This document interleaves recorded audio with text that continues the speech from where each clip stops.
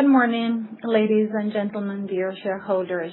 I would like to thank you all for your attendance, whether in person or online, at this general shareholders meeting. On behalf of the Board of Directors and on my own behalf, I would like to welcome you all to this event. I would also like to thank all the shareholders who have participated in this meeting through their vote or remote proxy. Remote voting and proxy mechanisms, as well as remote participation, facilitate, encourage, and enable active participation at the GSM by all shareholders who wish to do so but are unable to attend in person. We must now verify compliance with the legal requirements for the valid convening of this GSM, and I'll give the floor to the Secretary, who together with me will exercise the powers of management provided for in the meeting regulations. Thank you very much, Mr. Chairman. Good morning. Ladies and gentlemen, it is hereby stated for the record that in Madrid at Endesa's Register Office, Calle Rivera de Loya, 60 at 11 a.m. on April the 28th, 2026, the GSM of Endesa is held on first call as convened by resolution of the Board of Directors dated March 24th, 2026. The notice of the meeting was published on March 26th, 2026 in the Official Gazette of the Commercial Register, on the company's website, and on the website of the National Securities Market Commission.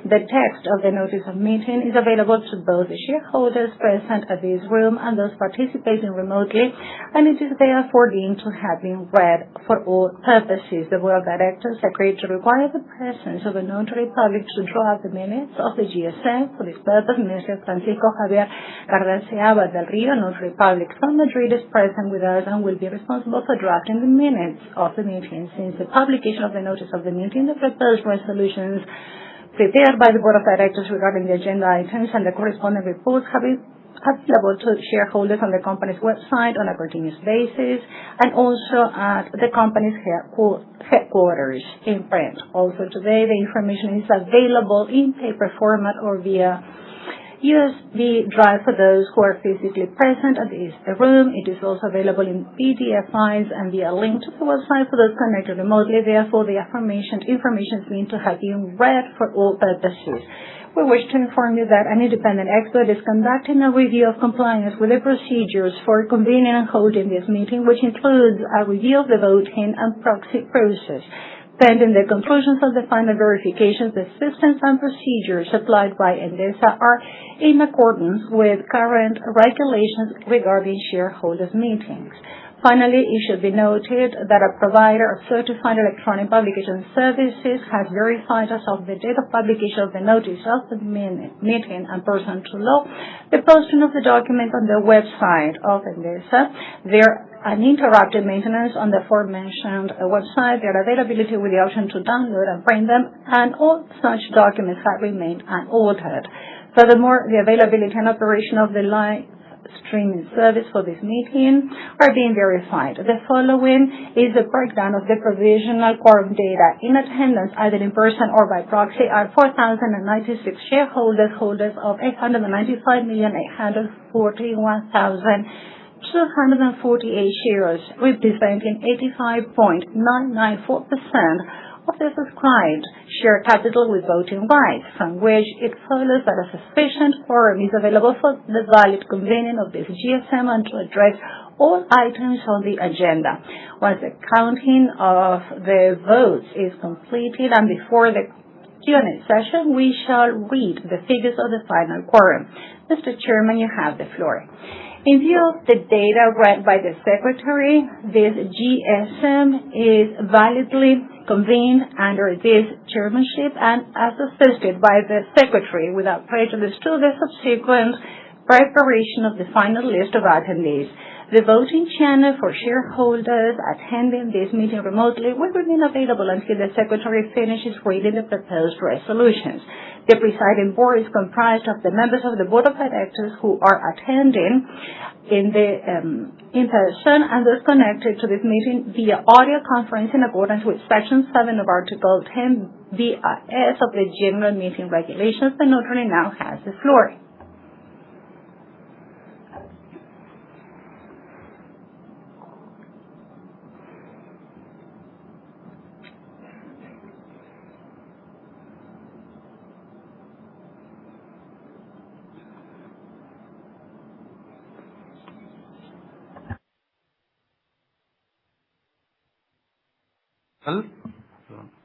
He verificado que los medios de comunicación a distancia en tiempo real utilizados por los miembros del Consejo que forman parte de la mesa y que no están presentes físicamente garantizan adecuadamente la constitución de la Junta.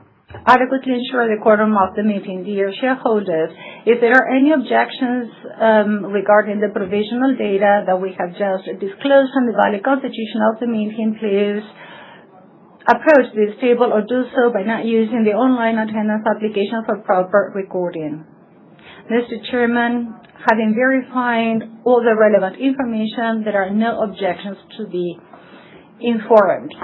Thank you very much, Mr. Notary Public. In accordance with the corporate law and the regulations of the general meeting, shareholders have been able to request any information or clarifications they deemed necessary regarding the matters included on the agenda of the meeting. The publicly available information provided by the company to the National Securities Market Commission since the last GSM and regarding the auditor's report pursuant to law in accordance with Article 10 base of the GSM regulations and pursuant to the notice of the meeting, shareholders attending this GSM remotely have had the opportunity to exercise this right in writing.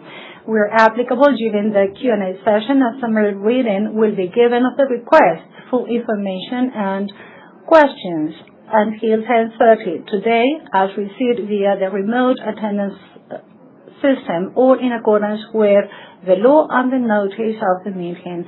We kindly ask the shareholders who are attending in person and who wish to take the floor indicate so at this moment to the notary public, providing their identification details and the number of shares they own or represent according to Article 18.1 of the General Meeting Regulations. Shareholders who wish to have their full content of their remarks recorded in the minutes must expressly request so and submit the written text of said remarks to the notary prior to speaking for verification and subsequent inclusion in the regional record. Finally, shareholders are reminded that the time allocated for each statement will be 5 minutes according to the GSM regulations. We shall try to provide an answer during the GSM. Otherwise, we will provide a written response within 7 days pursuant to law. And now I'll give the floor to the chairman.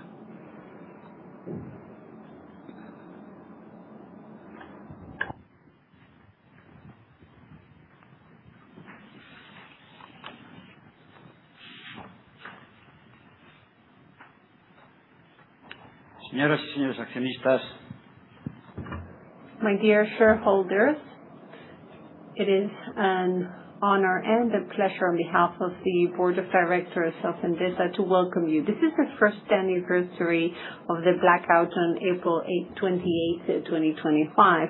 The Board has been regularly and constantly occupying itself with this event, and we've always considered our correct actions during the blackout, and that will be our best defense. In any case, we will continue to exert the same transparency we've always used vis-a-vis our electricity system.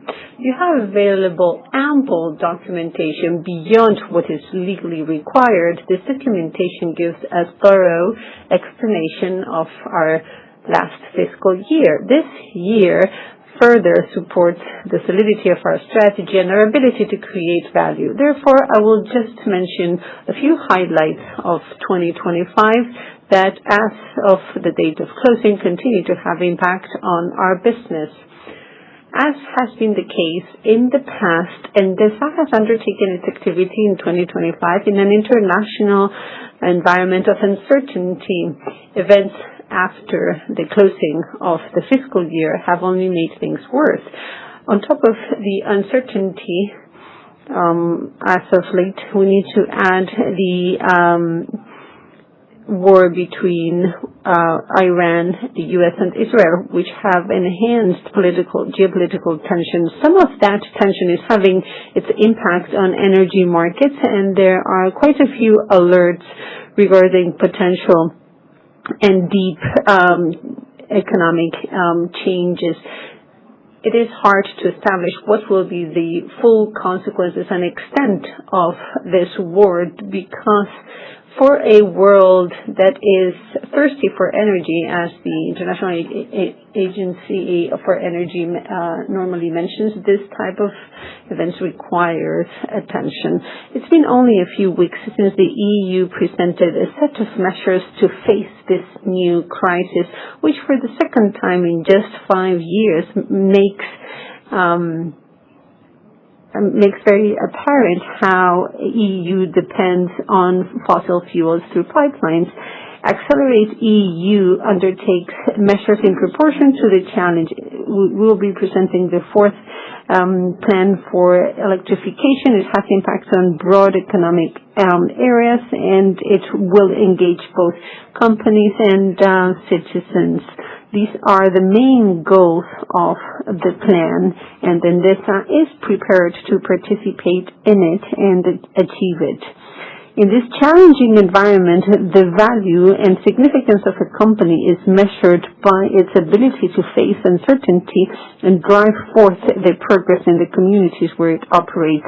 The results achieved in 2025 once again show our role as a factor of stability and development. Once again, last year, Endesa fulfilled its part. Once again, we need to look forward, and that is gathered in our 26 to 28 strategic plan that our CEO will report about thereafter. This plan requires high investments and commitment to the energy transition, such as the renewable energies and the distribution networks on which the European plans concentrate. We've also approved the 2026-28 Sustainability Plan, which complements the strategic plan and further boosts this transition. With this plan, we integrate sustainability in the development of our business and in investment decisions. We maintain our goal of net zero by 2040 and our goal of supporting electrification, which further supports the decarbonization process. The results we will be presenting confirm once again that Endesa has matched the sustainability of its model with profitability. Our commitment to create value for shareholders has been confirmed by the very good evolution of the share price. On top of that, the remuneration we provide through a 1.57 euros per share for year 2025 proposed further reinforces this. In point number 6, we propose amortizing shares through the third and fourth tranche of the share buyback program approved by the BOD in March 26, 2025. You have a specific report that further justifies the proposal to reduce the number of shares. This share buyback program responds to the goal of guaranteeing for shareholders greater and more diverse profitability. Endesa maintains its governance system in place, and once again we have proceeded with the evaluation process, which has translated into positive results, and that corresponds to the contribution of all board members. And once again, I would like to thank them for their contribution.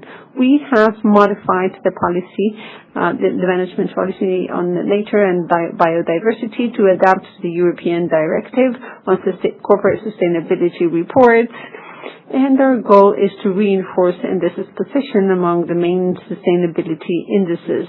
The evolution of the regulatory framework plus monitoring best practices in the field have informed the update of our policy on human rights. The board is particularly paying attention to cybersecurity and manages cybersecurity risk through its policy. And we've modified the audit and compliance committee, which now has oversight over cybersecurity. And as you know, it is my duty to report to this GSM to what extent we comply with the recommendations in the Code of Governance for Publicly Listed Company. We comply with 96.87% of the recommendations in it. We do not meet recommendation number 48, which requires a compliance committee and a remuneration committee that are separate. The reason is very well known by you. and we maintain that this is the best option. The existence of one committee guarantees the coordination and between these two fields and talent retention and goal achievement. Additionally, I should say that we partially meet recommendation 64 regarding the payment due to exit or termination of contracts, and we comply with it with the contracts that have been signed following the approval of this recommendation. We have several proposals for agreement to the appointment of 2 board directors and the renewal of the mandate of 1 director. Tomorrow, the mandate of Mrs. Francesca Gostinelli as a proprietary director and Mrs. Cristina De Pari as an independent director are coming to an end, and I would like to hereby thank them for their performance and contribution, and I wish them the very best in their professional careers. To replace them, we propose under items 8 and 9 the appointment of Mrs. Ángela Eliseo as proprietary director and Mrs. Ana Muñoz Merino as independent director. With these 2 proposals, we have analyzed in depth the makeup of the board and its committees and the competences and demands of all the members, and all of this in connection with the needs of the company in compliance with corporate governance committees and the selection of candidates for the board. We propose to the board the re-election of Mr. Don José Borjas. For 2 years, Mr. Borjas has been the CEO of Endesa. Upon the end of his mandate, the board considers it is appropriate for him to join as a non-executive director, and he's going to become an external director. Thanks to that, we ensure an orderly succession of the CEO position, and we can still benefit from the deep knowledge of the group and the industry that Mr. José Borjas has. You can very well imagine I cannot extend myself in this recognition to his career and the great performance that he has paid Endesa. But in this very solemn event, I would like to say on behalf of Endesa, thank you very much, Pepe, and I invite you to give him a big hand.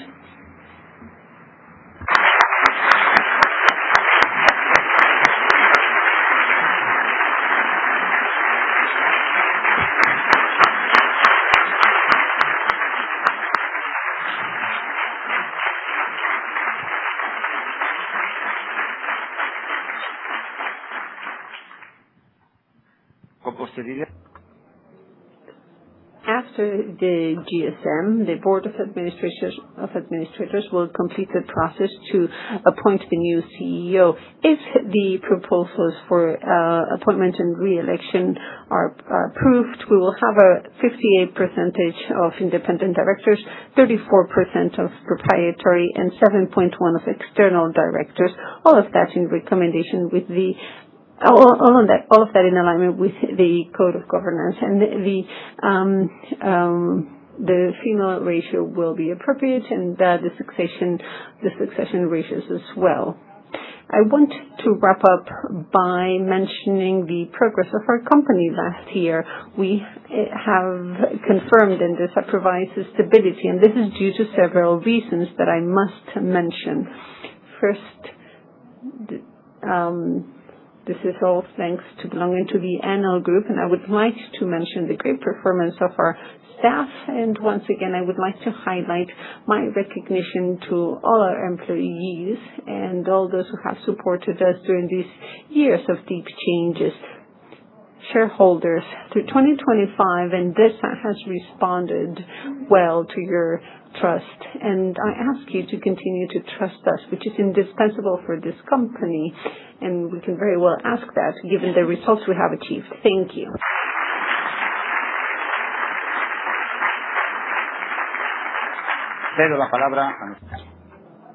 I now give the floor to the CEO.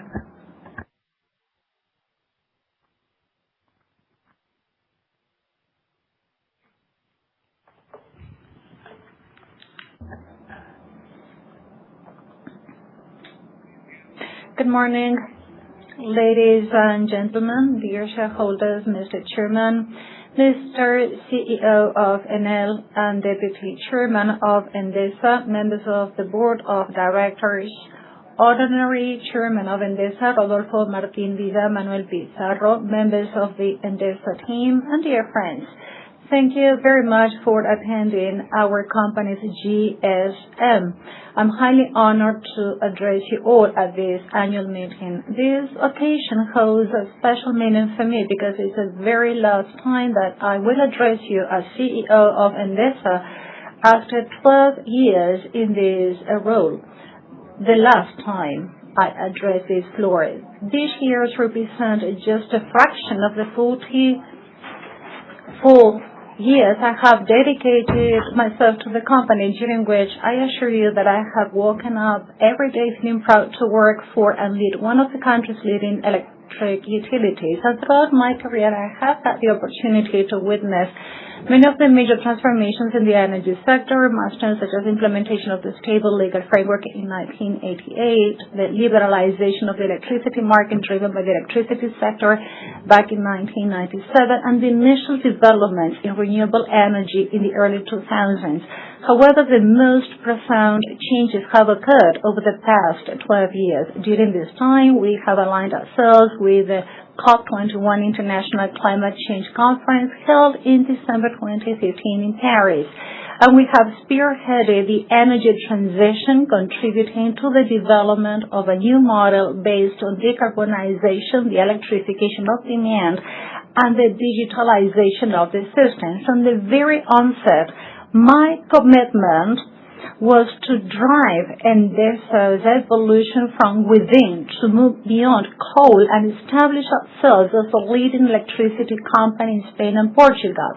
It has not been an easy path, but the results are clear. Today, we are one of the leading companies in the energy transition, and we are moving with determination towards a zero emissions future supported by the development of renewable energy. But before I turn to the future, let me analyze the current context and review the results for fiscal 2025. The international situation has placed the energy market at the very center of the current debate. Once again, we find ourselves facing a scenario marked by geopolitical uncertainty in which various conflicts have a direct impact on prices and the stability of supply. The war in Iran is creating tensions in the oil and gas markets. And although Endesa does not depend directly on this country for its energy supply, it is part of an interconnected global market where any disruption in the availability of transport routes of raw materials ultimately affects prices. Instability in the Strait of Hormuz, a key checkpoint through which a significant portion of global hydrocarbon trade passes, is putting pressure on the European market, which is reflected, among other things, in gas prices in Spain. In Europe, the electricity pricing system is based on marginal prices, which is the most efficient method for allocating available resources. To guarantee supply at all times, it is necessary to rely on backup technologies such as combined cycle plants, which use natural gas during certain hours. So when the price of gas rises on international markets, that cost is passed on to a greater or lesser extent to the price of electricity. It is worth noting that this is not the first time we have faced a similar situation. Going back to the oil crisis of the last century, in 2022, with the war in Ukraine, we experienced an extraordinary increase in wholesale prices as a result of reduced gas supply. At that time, the European market depended on Russia, and exceptional measures were adopted to stabilize the system. Now then, the situation for the Spanish electricity market is not the same now as it was at that time. Spain has an undeniable strategic advantage. Its growing renewable capacity, coupled with the reliability of its nuclear fleet. The impact on electricity prices in Spain, unlike in other countries, has been limited. According to the energy think tank Ember, so far in 2026, Gas has influenced electricity prices in Spain in only 15% of the hours. In recent years, we have made more progress in the energy transition than anyone else, and renewable energy is now the most reliable tool for reducing our exposure to the volatility of international markets. Electricity is neither the source of this crisis nor an additional risk factor. On the contrary, it is the primary driver of energy independence and the only structural solution to reduce the volatility linked to imported fossil fuels. It is no coincidence that even amid international tensions, electricity prices in Spain remain amongst the lowest in the European Union. This model is already bearing fruit, significantly reducing exposure to imported gas and providing greater stability for households and industry. Every megawatt hour produced within our borders is another step towards strategic autonomy and economic competitiveness. And this autonomy and diversification of our energy mix strengthens the system's resilience in the face of unforeseen situations. And there is certainly no shortage of unforeseen situations. This winter, we experienced a series of extreme weather events that put our infrastructure to the test. A significant portion of the more than 325,000 kilometers of grid we manage has been affected by floods, strong winds, storms, and snowfall. In light of this situation, I would like to highlight our team's commitment and responsiveness. Thanks to the professionalism of our employees and an increasingly digitized grid, we have been able to anticipate challenges and act swiftly, ensuring uninterrupted service at all times. And when discussing unforeseen events in our sector in 2025, we must mention the power blackout that occurred on the Iberian Peninsula exactly 1 year ago today, on April 28, 2025, one day before our previous GSM. The Spanish power grid experienced a serious voltage control failure. Much has been said since then about this blackout. It was an incident whose cost must be attributed to structural deficiencies and shortcomings in planning, forecasting, and the system operator's response to the high voltage fluctuations in the power grid. In this situation of high voltage fluctuations, various interrelated technical factors converged. Among them was insufficient scheduling of synchronous generation to ensure system stability in certain areas, particularly in the southwestern part of the peninsula, where the coupled synchronous power proved clearly insufficient to absorb and stabilize the voltage fluctuations that were taking place. Renewable generation, which accounted for the largest share of the energy mix that day, could not actively participate in voltage control because the existing operational framework, which falls under the jurisdiction of the CNMC, and which has been repeatedly criticized by Red Eléctrica, had not yet provided for its full integration into dynamic voltage control services. We should also add the peculiarity of the Spanish system, which, at the request of the system operator, operates at higher voltage levels compared to the rest of Europe, thereby increasing the system's vulnerability in the face of any anomaly. On the morning of that day, wide-ranging voltage fluctuations were recorded, repeatedly exceeding the 420 kV threshold, which is considered normal in the rest of Europe. Our teams relate the situation from the control centers to the system operator, and rapid fluctuations in wind and solar production ultimately disrupted the system's balance, triggering cascading outages. The report by the panel of experts from the European Network of Operators published last month points in that same direction. Its conclusions confirmed that the blackout was a result of a combination of deficiencies in voltage and reactive power control, which triggered oscillations, rapid reductions in production, and generation disconnections. In the last 2 weeks, the CNMC has initiated sanction proceedings subject to statements of defense against most of the entities involved in the electricity system, and these proceedings analyze and, where appropriate, will penalize operational incidents at generation plants recorded in the 2 years prior to the date of the blackout, albeit they do not evaluate the operations of those facilities on the day the incident occurred. This is therefore an exercise that may be necessary from a regulatory standpoint, but which does not help clarify the causes or determine accountability for what happened that day. I can therefore confirm that on that day, all of our power plants operated correctly as planned. Having said that, it is important to convey a message of reassurance. It is unlikely that an incident of this nature will occur again.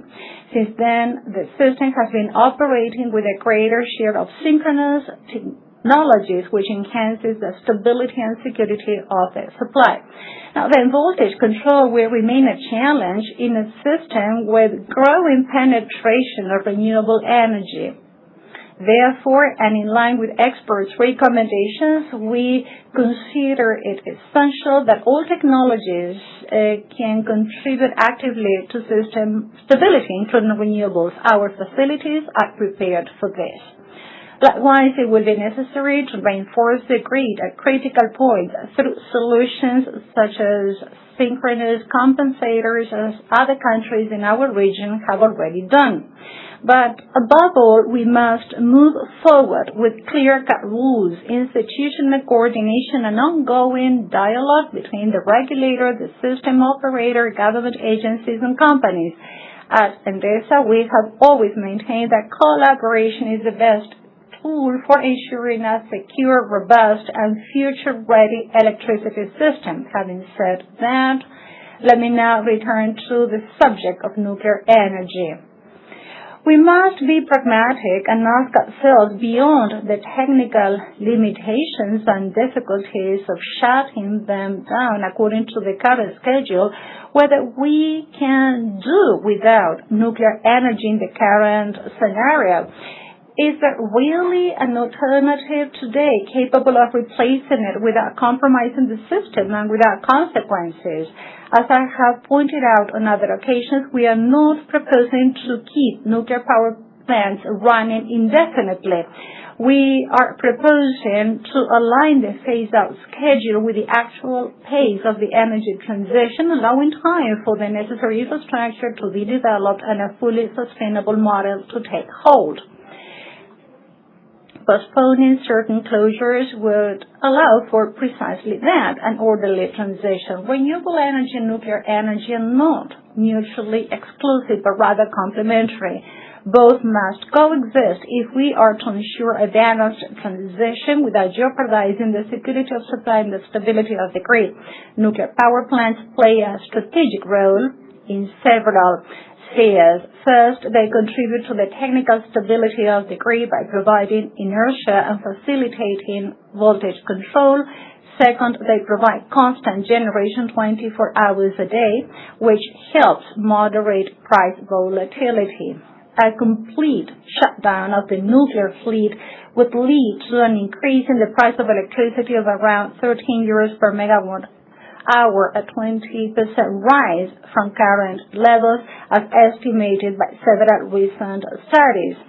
And we should also add the impact this could have on climate goals. Nuclear energy does not emit CO2, and its contribution in this respect has been decisive. Without nuclear power, the system would have to rely more heavily on combined cycle plants, increasing gas consumption, raising generation costs, boosting CO2 emissions into the atmosphere, and increasing our dependence on international markets.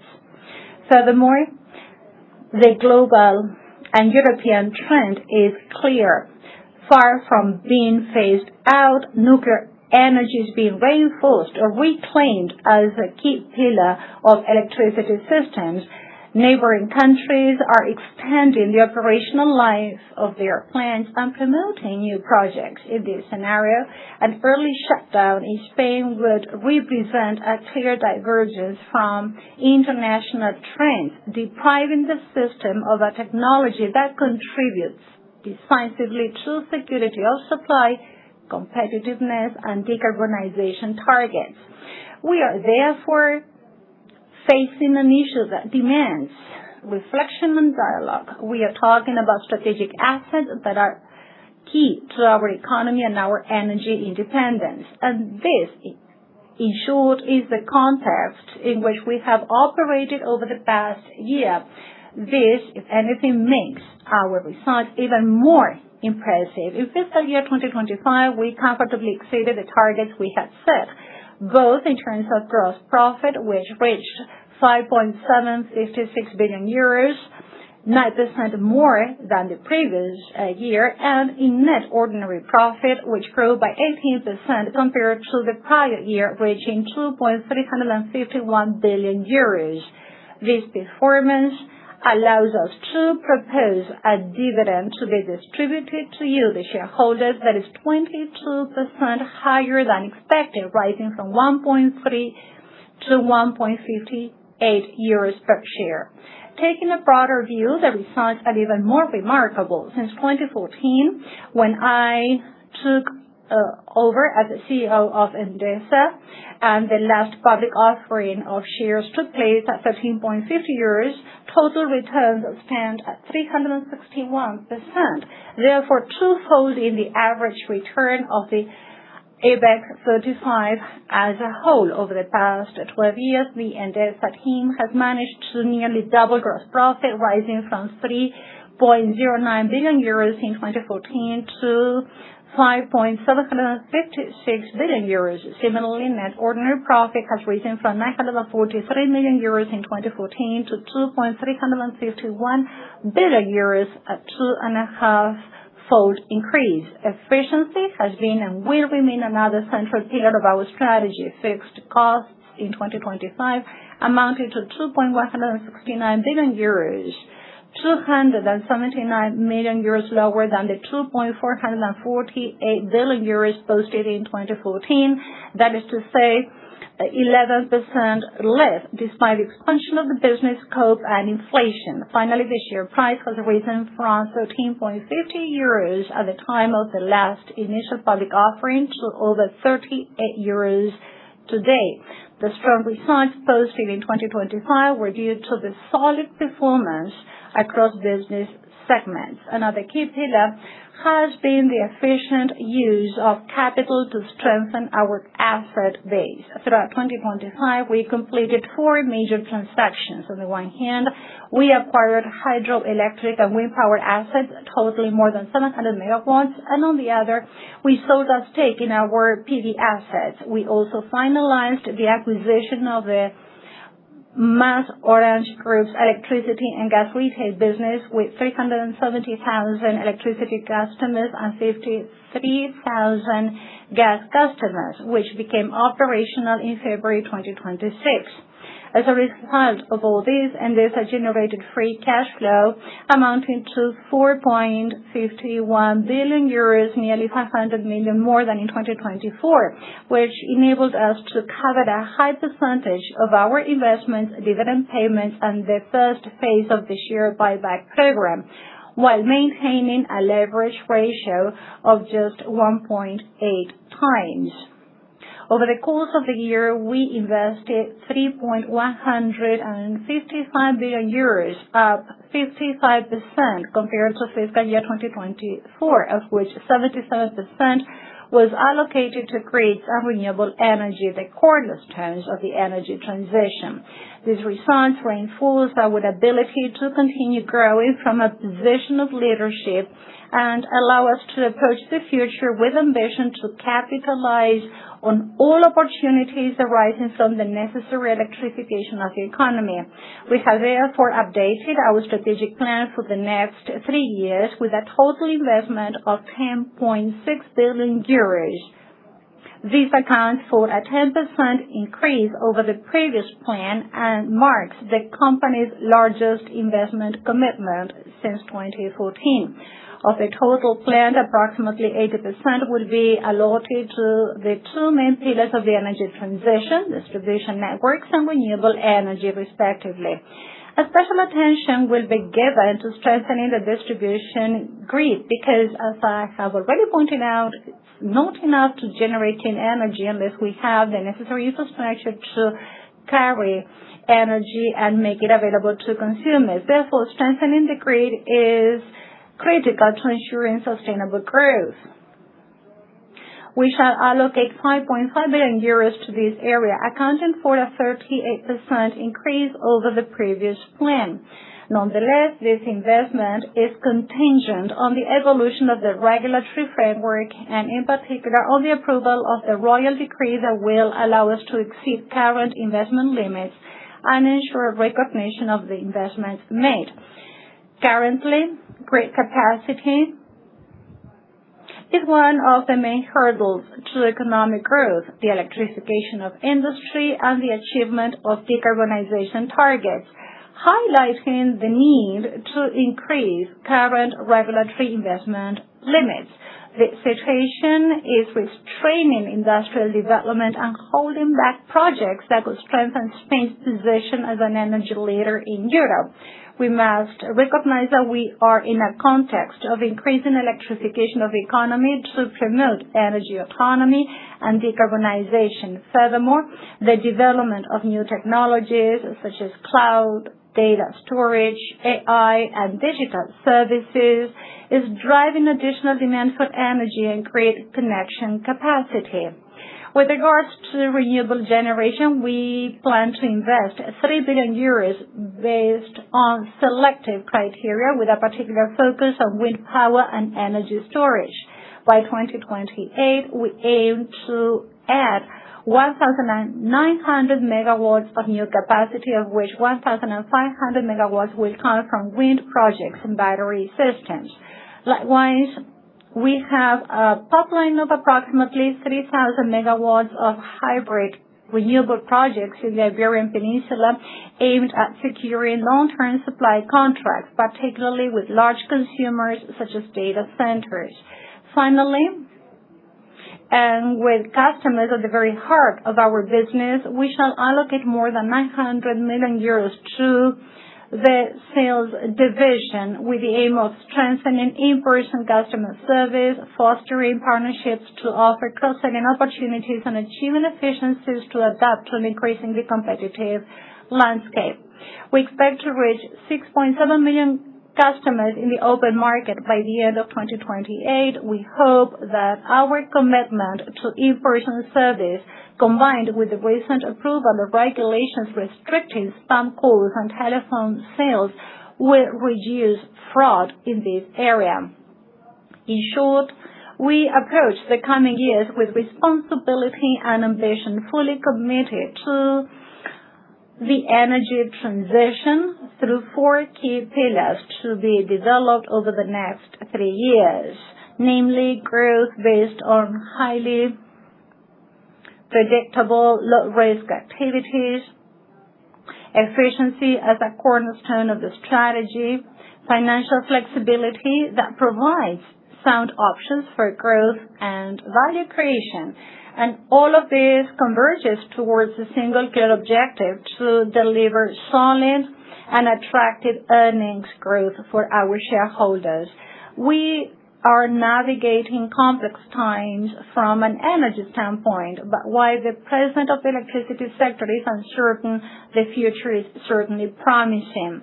The next 3 years are shaping up to be a decisive moment for the electricity sector in Spain. Our country has clean, cheap, and abundant energy, which puts us in a privileged position to attract new demand and strengthen our industrial fabric. The deployment of renewable energy and nuclear power allows us to offer highly competitive prices, and this advantage, if well managed, can become a key differentiator in turning this opportunity into reality. That said, the path forward will depend largely on the decisions that are made. It will be essential to develop a regulatory framework that encourages and supports long-term investment. Electricity can and must be the driving force behind industrial growth, and at Endesa and the Enel Group, we shall continue working to lead this process, contributing to the development of a more efficient and sustainable energy model. Before concluding, I would like to extend my gratitude to all Endesa employees. The commitment and dedication of our team are this company's greatest asset. Without a doubt, the best part of my 44 years at Endesa has been them in every stage of my time with this company. I can say without a doubt that Endesa's workforce is this company's greatest asset. I would also like to thank our shareholders for the trust they have placed in me over the past years. It has been a true honor to have their support. And of course, I would like to thank the people who have been key mentors in my career over the years. There are many such mentors, and I have learned something from each and every one of them, but allow me to mention Rodolfo Martín Villa, Manuel Pizarro, and Rafael Miranda. I would also like to thank the following for their support: Juan Sánchez Calero, Chairman of Endesa; Flavio Castaño, CEO of Enel and Deputy Chairman of Endesa; and each and every member of the Board of Directors.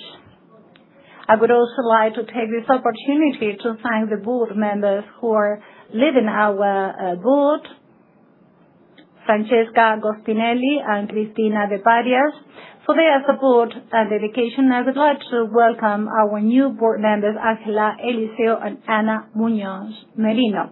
My final remarks are to wish the new CEO of Endesa every success. I am convinced that he will know how to guide the company towards new goals and reach even greater heights. I will continue to support this company, which I consider my home, as a member on the board of directors. I will conclude here. Thank you very much to everyone.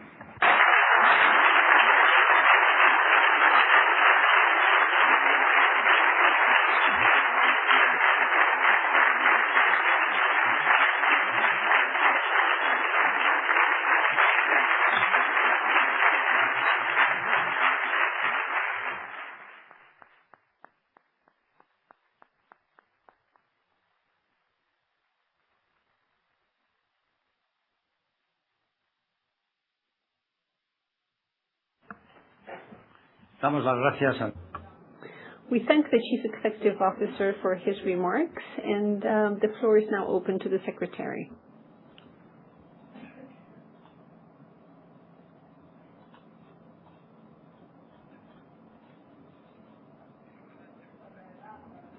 The final list of attendees has been prepared electronically in accordance with the terms set forth in Article 98 of the Commercial Registry Regulations. This list, duly certified, will be attached as an appendix to the minutes. The final quorum is as follows.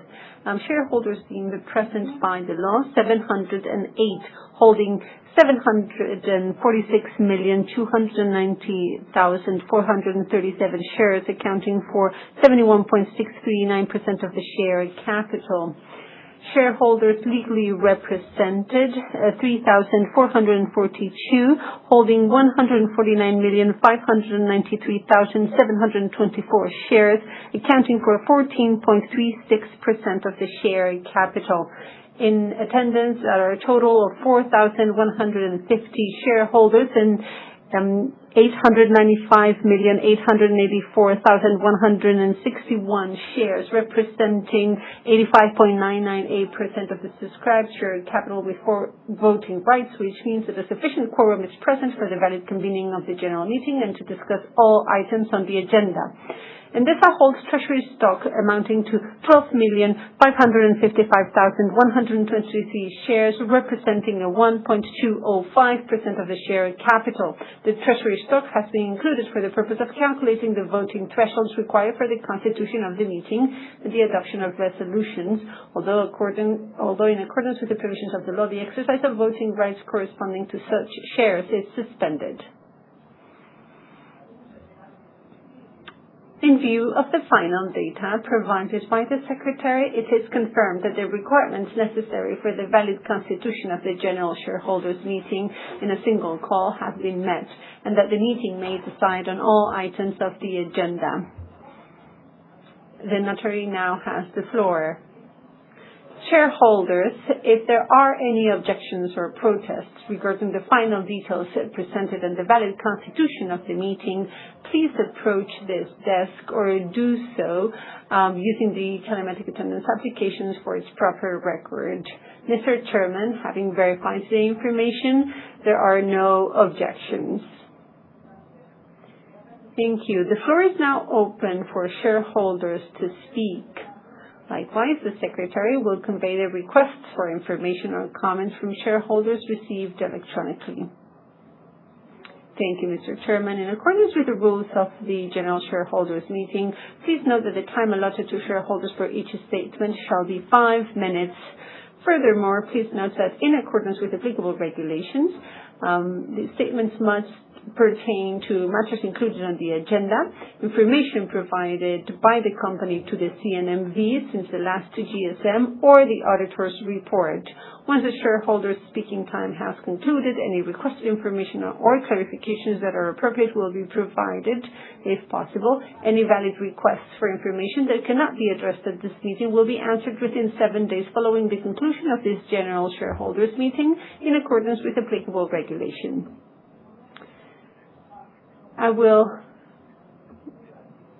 now read the comment from Mr. Pedro González Puertas, holding 6,000 shares.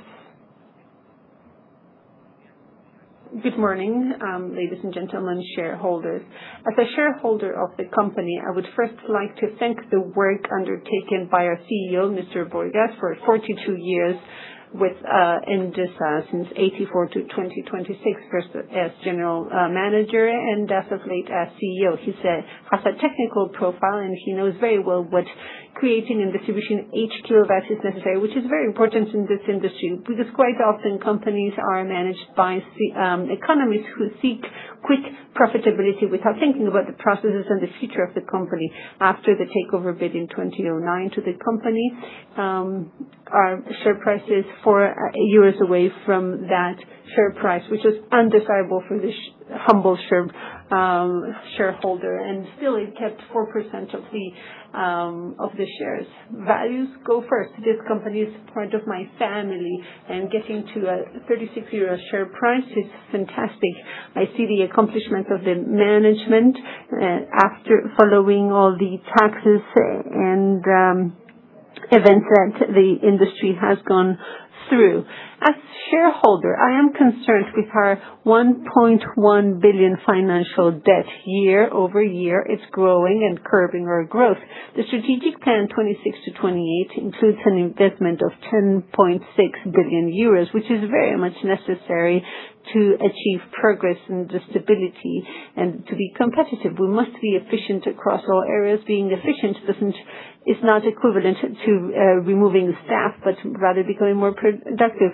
5.2 billion euros is very necessary in the networks because the grid is saturated by the demand. It is necessary to maintain the quality of service to clients and avoid the events in Sevilla, for example, and have greater control over illegal use of the grid. The 3 billion euros is necessary for the storage of energy and to have hydraulic energy being used more flexibly for stability. The 1.9 billion euros in commercialization will support a guarantee of service in terms of quality and price to new clients. And regarding the blackout in 2025, I think this company has reacted well. The management and the stability of the company is the responsibility of Red Eléctrica, and they need to establish what they need to meet the demand every day. But somebody wanted the full demand to be met with renewables exclusively, and that is complicated as of today, particularly if there is no quick response reserve as batteries.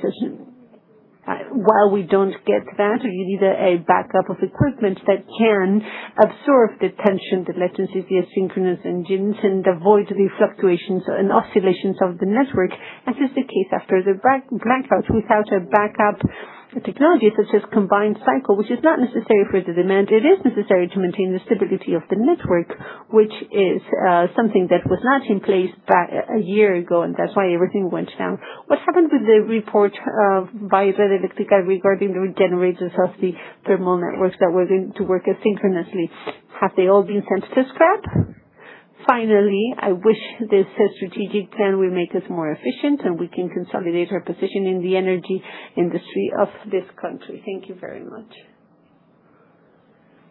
And once read this comment by Mr. Pedro González Fuertes, Mr. Miguel Ángel Pastor Pérez, holding 305 shares, would like to take the floor.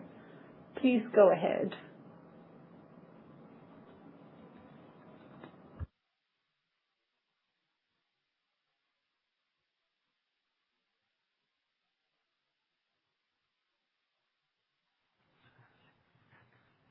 Buenos días. Good morning. My name is Miguel Ángel Pastor. Some of you may know me because I already took the floor last year at this GSM. I claimed for a few things, but I don't want to go back to my remarks from last year. I would like to read this proposal for agreement.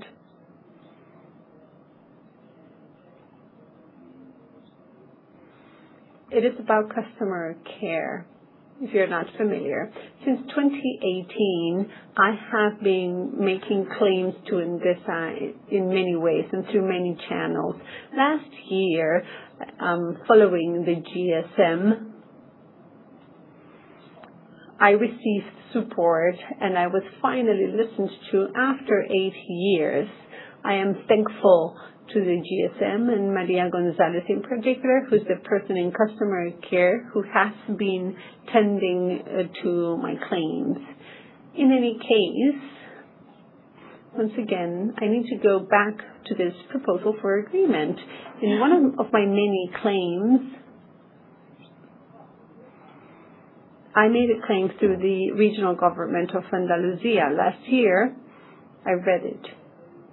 Mr. Pastor Bueno, against Endesa Distribution Digital Networks Limited Corporation, regarding the request for the distributing company to bill based on the actual reads of the meters and having the physical means necessary to do so, meaning since 2018, Endesa has been billing with estimated meters, and they were absolutely disproportionate and meaningless. And in 2021 and 22, I claimed about this, and it was quite absurd. In one of the contracts, I have a water pump that only works in the summer to water the olive trees, because in the winter it doesn't make sense. So it works 6 months a year. So for the 6 months of the year where there is no consumption whatsoever, for 8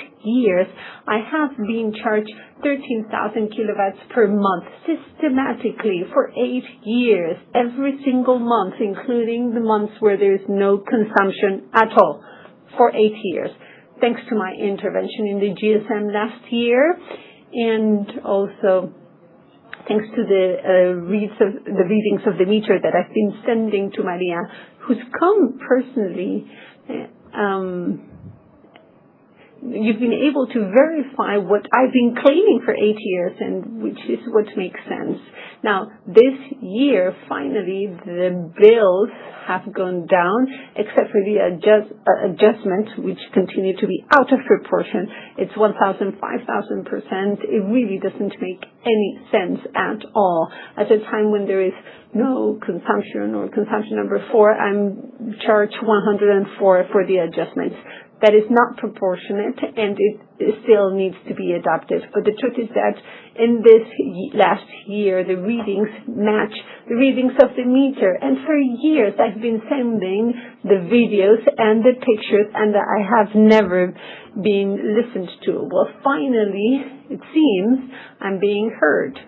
Yesterday and this morning, I was talking to Maria, Endesa, and Daniel, and please, what I want is for the bills to be rectified since 2021. Last year, I brought some data and graphs that show all the bills since 2021.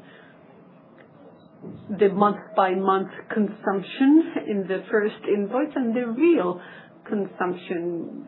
There are 3 ways to calculate them, and I make my mistakes oscillate to 6%, and this is 150%. I would like Endesa to commit just like last year they have. I would like them to please issue the bills again from 2021 to date, and I have finally being billed right this year, and the cost has been found. I have really studied this, and I've gone into a lot of detail. I'm an engineer. I've worked in this my whole life, and I can give you a lot of details about why the invoices were wrong. I've actually figured out the algorithm used for the wrong bills that was used systematically that had nothing to do.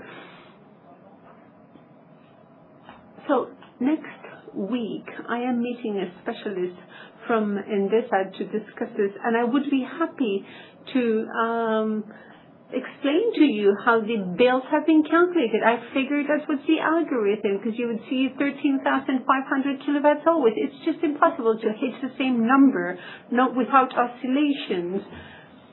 Well, it's just wrong, very wrong, even for the 6 months where there is no consumption. So the same way this last year has been reissued, I would ask you to please reissue the bill since 2021. I have data going back to 2018, but I ask you to please reissue the invoices since 2021 and do it right. I've talked to many people within Endesa. I'm sorry, but I really need you to come to an end. So the Endesa staff would tell me, please send this question, because this really creates a lot of problems with clients. So if I can get the right bills calculated, your staff won't have as many problems. Thank you very much, Mr. Miguel Angel. There is another intervention by Mr. Ricardo Fernando Rocha, representing 270 shares. Mr. Ricard, you have the floor.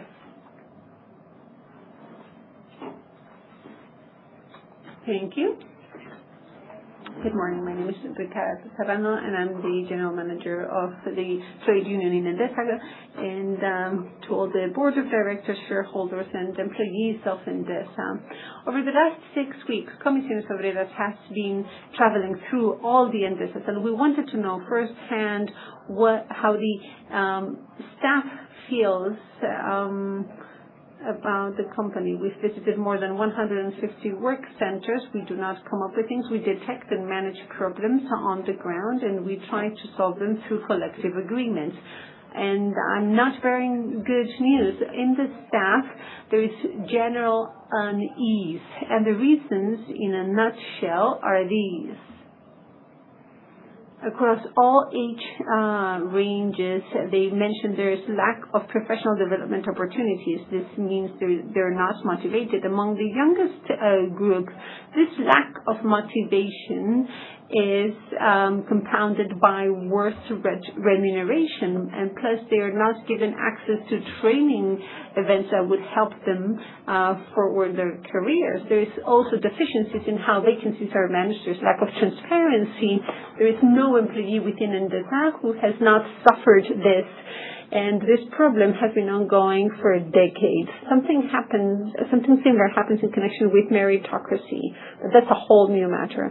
Meritocracy is used to patch the inequality of salaries. This is not even decided by the line manager, but by the organization. So anything but a system that is meritocratic. If the problem were not as severe, one might joke about this. The staff is constantly asking for horizontal promotion systems that are objective and really value the experience. The result, the work environment is bad at Endesa.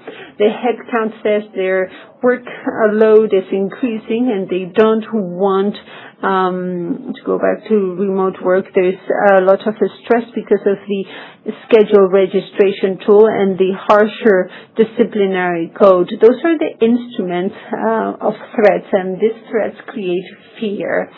What we have detected as a whole is that they do not deserve the treatment. Hyperconnectivity 24/7 is also an issue.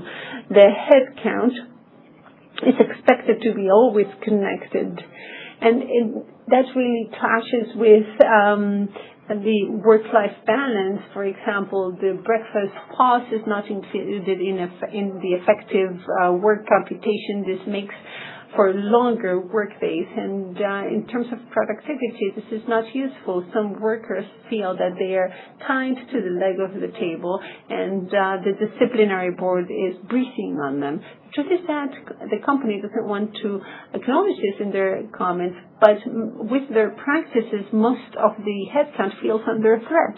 They also mentioned there is chaos given constant reorganizations in the commercial department, in distribution and generation. They ask to take into account not only climate events, but also the area where the work center is and the area where the worker lives. This is not done at present, and there might be risk during the commute. In conventional and hydraulic centers, they mentioned that there is an acute lack of staff and resources, which leads to greater rotation. And in the smaller and more remote areas of Endesa, they feel that Endesa is being directed or led from Madrid, and they're not taking into account. From a financial perspective, it seems the Italian holding only wants short-term results, not a long-term strategy. The truth is that both employees and clients no one is interested to see what happens in this company, and they drop every year. And I would like to see where Endesa will be in 5 to 10 years, and we demand an answer to this question. Plus, let's not forget our contractors, which are the weakest link. There's an excess of contractors working in precarious conditions. Corporate social responsibility cannot just be a slogan. We really need to walk the path. And I will finish by saying that we know Endesa for many decades that it's used to lead this industry in Spain and Latin America. The remuneration to shareholders is increasing by 20%, but the headcount is not doesn't have their salary linked to inflation.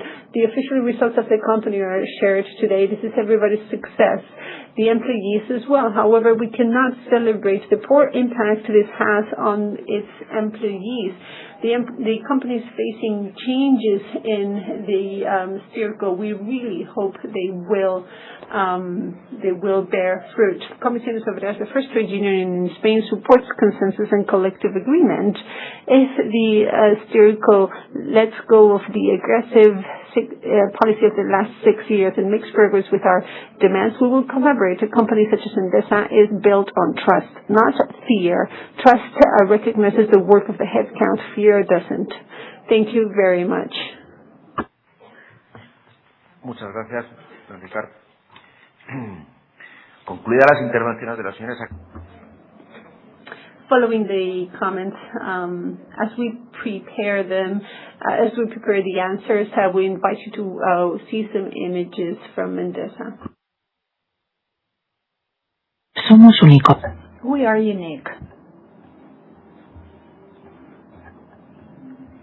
And not because we want to look like unique, but rather because of the way in which we live the present and look into the future. For many years, we have heard about electrification from the distance. Today, digitalization speeds things up, requiring more capability and independence. The challenge is to generate energy in a better way, cleaner, more efficient, and more autonomous energy. The challenge is also to carry that energy, to bring that energy to those areas where it may be needed with the trust that is required.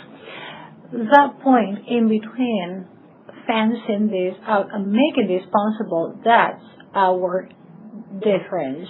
So we look towards where others don't, the grid, the cornerstone without which nothing can happen, with more investing efforts, accepting that the energy future will be built upon infrastructure that can support the future. We are unique because of our way of understanding that sustainability is meaningful when it has a social, environmental, and economic component all at the same time, when reducing emissions and decarbonization go hand in hand with a profitable and long-lasting sustainable model, because what cannot be kept over time cannot actually transform things. We believe in the technologies reducing volatility. We believe in an energy system that is well balanced, that can integrate renewable energies and nuclear power in order to allow for this transition. We're unique because of our way of taking care of our customers. This is a relationship that we build based on proximity, trust, and commitment. It's not just about the energy that we offer, but also how we do so. We are unique, not because we use cutting-edge technology, but rather because of the way in which we understand that technology, using AI in order to enhance relationships, anticipating scenarios and managing assets, or in other words, to improve the life of people.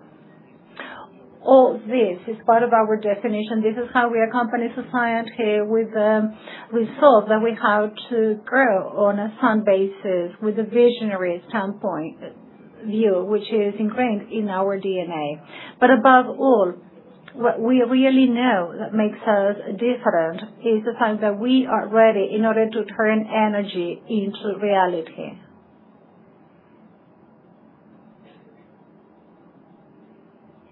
Endesa.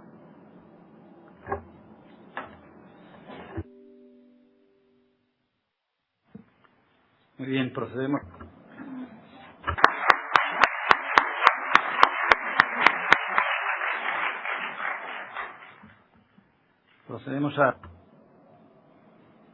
We proceed to address the remarks by the shareholders. First, regarding the remark made by Pedro González Puertas holding 6,000 shares. Thank you very much, Mr. Pedro, for your remarks. Thank you very much for your kind words. Regarding the reference to the debt of Endesa, I understand your concerns, but I can confirm that the leverage ratio is below the average in the industry at a very healthy 1.8%. The debt towards the end of our plan is very comfortable, very consistent with a solid financial structure and compatible with the credit rating we hold. On top of that, a higher leverage ratio in 2028 is necessary to make the investments of the plan, which will boost up our revenues and eventually enhance the remuneration to shareholders. Regarding the blackout of a year ago, we have already mentioned this in our remarks. The study that you make reference to in your comments is by Red Eléctrica. At Endesa, we've always supported any improvement to the system. In short, thank you very much for your remarks, and we hope you will continue to support us for the longest time. Regarding the remarks by Miguel Ángel Pastor, representing 305 shares, first, thank you very much for your comments. As you have presented, this is a personal matter, an individual matter as a client. Regarding your individual invoices that have no direct linkage to the agenda of this GSM. However, the company is very much aware of your position, and the current services are being directly managed. We want to provide the right solution to the usual customer care channels, and in order to preserve the workings of the agenda, we will have to address this matter outside of the GSM. Thank you very much for understanding.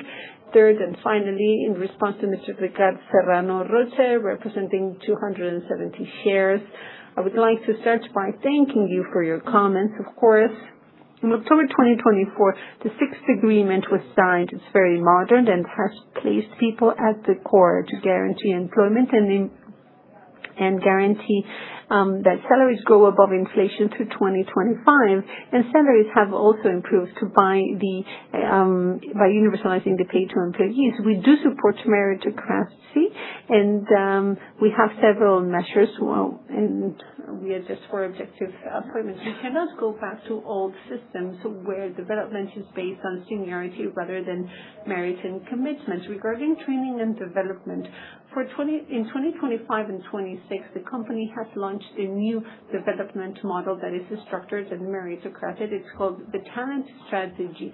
It's based on merit, and through performance management, we identify people who, through their contributions, engagements, and approach are quite noteworthy. I would highlight the model of high performance, for whom we have a structured career development set up from a technical and management point of view. The main levers of this model are the training, the development, mobility, and professional experience. And there are specific initiatives for our youngest employees. We have a robust, high-quality model for talent development. In 2025, more than 55 hours of training by employee were given, and the recognition of employees was very positive. And then there was also an upskilling program accounting for 26% of the training hours given, and it includes a specific training on AI. And finally, there are specific initiatives to train and develop the youngest employees, the junior expats, swap and share, and next-gen talent, for example. They promote the mobility of our youngest employees, and the recognition programs such as Energy Go and Talent Scout. The vacancy system of the company manages more than 1,000 processes per year, internal and external, and internship and re-employment. This is a key process, and last year we brought in-house its management. It is transparent, objective, and it is audited regularly. The work environment has improved. In 2025, the outcome of the survey were positive, and they have improved on the previous year. And the rate is at 92%. And regarding work-life balance measures, in the collective agreement, there are many measures, and more than 7,000 workers are using them. And remote work, more than 50% of the headcount can spend 3 days in the office and 2 days at home. It is a widespread model in Spain. And then regarding the breakfast break as work time, when precisely because of the demand of the lawsuit presented by your trade union has already been tried and the judges have settled it is not work time. I don't think we should mention that any further. And regarding the competition in the industry, well, we are a leading company, and therefore we must adapt to the market constantly and quickly. Regarding weather alerts, we have a protocol that enables the workers to know in advance how to act. And of course, we always put the safety of our employees first, and we provide the basic services for that. Thank you very much for your remarks, and we do hope that starting today, your trade union will seek contributing to this company rather than going to the courts.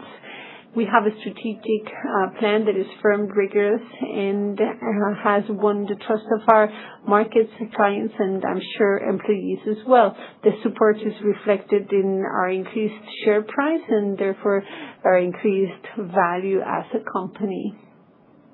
And once this session has come to an end, I would like to give the floor to the Secretary. Thank you, Mr. Chairman. In accordance with the company's general meeting regulations, Article 20.6, votes in favor of the resolutions proposed by the board shall be considered to be those corresponding to all shares attending the meeting, whether present in person or electronically or represented, minus the votes corresponding to shares whose holders have notified the notary of votes against blank votes and abstentions. The minutes shall therefore set out the votes against blank votes and abstentions resulting from the remote voting process prior to this meeting, as well as the votes against blank votes and abstentions received from shareholders through telematic means, and also those, if any, submitted to the notary, if any, by the shareholders or representatives attending the meeting for each proposed resolution. Finally, shares present at the GSM shall be those listed in the attendance list, excluding those whose holders have left the meeting before the voting process and have recorded the circumstance before the notary. I shall now proceed to read a summary of the resolutions submitted for consideration by this GSM. First, the approval of the individual annual financial statements of Endesa S.A., as well as the consolidated annual financial statements of Endesa S.A. and its subsidiaries for the fiscal year ended December 31st, 2025. Second, approval of the individual management report of Endesa S.A. and the consolidated management report of Endesa S.A. and its subsidiaries for the fiscal year ended December 31st, 2025.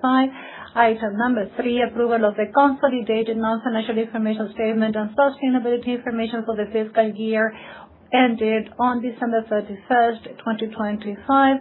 Number 4, approval of the management report for the fiscal year then ended. Number 5, approval of the allocation of net profit for the fiscal year proposed by the Board of Directors at its meeting held on February 20th, 2026 for the fiscal year 2025 amounted to 1,665.8 109,453.62 euros, and the subsequent distribution of a dividend charged to set profit under the following terms. Distribution basis for fiscal year 2025. First of all, profit and loss, which in this case accounts for profit in the amount of 1.65.809.453.62, with the balance being 2.433.751.130.84, that is to say 4.099.560.584.46 euros. Allocation shall be as follows. To dividend, maximum amount to be distributed corresponding to 1.584 euros gross per share, taking into account the shares entitled to dividends as of December 31st, 2025, that is to say 1.038.804.244 shares, that is to say 1.645.465.922.50, with a revenant of 2.454.94.661.96, with a total of 4.99.560.584.46 euros. On December 16th, 2025, the Board of Directors of Endesa S.A. approved the distribution of an interim dividend based on the results for the fiscal year 2025 in the amount of 0.50 euros gross per share, and this interim dividend was paid on January 12th, 2026. The final dividend, that is to say the total, that is to say 1.84 per share, charged to 2025 financial results, will be paid on July 10th, 2026. Item number 6, share capital reduction through the cancellation of up to 87,967,289 treasury shares, that is to say 8.44 of the current share capital that have been acquired through the share buyback programs executed as the third and fourth tranches of the framework program for the buyback of treasury shares approved by the Board of Directors on March 26, 2025, with the objective of cancelling them, delegating to the Board of Directors the authority to execute the reduction of share capital. Number 7, re-election of Mr. José Damián Bogas Galvez as External Director of the company for the statutory term of 4 years. 8.1, termination of Mrs. Francesca Agostinelli, whose term expires on April 29, 2026, and thanking her for her services to the company. 8.2, appointing Ms. Angela Ediseo as Management Director of the company for the statutory term of 4 years.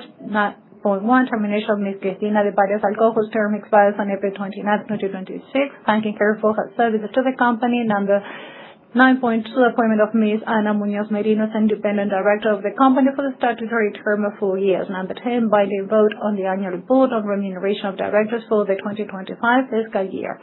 Item 11, approval of the 2026-2029 director remuneration policy. Number 12, approval of the 2026-2028 strategic incentive, which includes payment in company shares. And the last item for instrumental purposes, delegation to the board of directors for the implementation and execution of the resolutions adopted by the shareholders meeting, as well as to replace the powers granted by the meeting and granting of powers for the execution of public deeds and registration of said resolutions.